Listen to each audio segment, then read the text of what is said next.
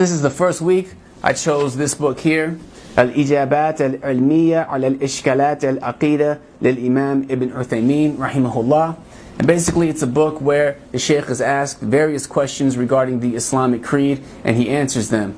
And subhanAllah, there are some really interesting questions that are answered in this book, and there are a lot of benefits. As for this particular episode, the question I chose is as follows.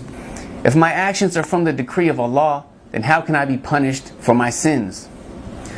The Shaykh goes on to explain, in summary, that the decree of Allah is not an excuse or justification for committing sins, because Allah does not force you to commit sins. So when you go forth to commit a sin, you don't know if it's actually been decreed for you or not until after it happens.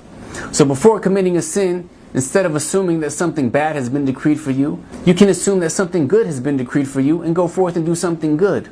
And you can compare it to this worldly life.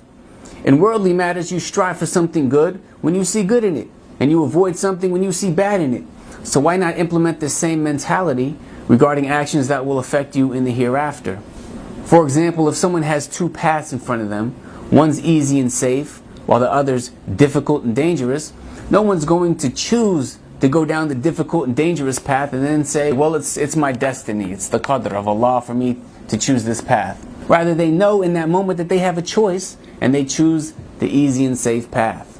Likewise, when it comes to actions that will affect you in the hereafter, you have a choice.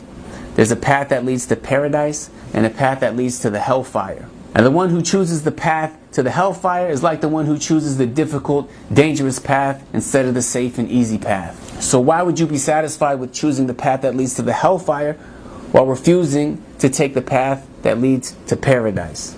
And in fact, there's a proof in the Quran that the divine decree is not an excuse for committing sins. Because if human beings could blame the decree of Allah for their sins, then they could use this as an excuse even after Allah sent messengers. But rather, Allah tells us about the messengers He sent in the Quran.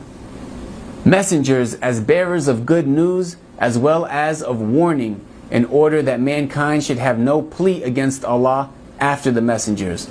And Allah is ever all-powerful, all-wise. So brothers and sisters, we have choices. Think about the comparison the Shaykh made regarding worldly matters. If you had a choice between a safe and easy path, you definitely choose it over a difficult, dangerous path. You wouldn't use qadr as an excuse.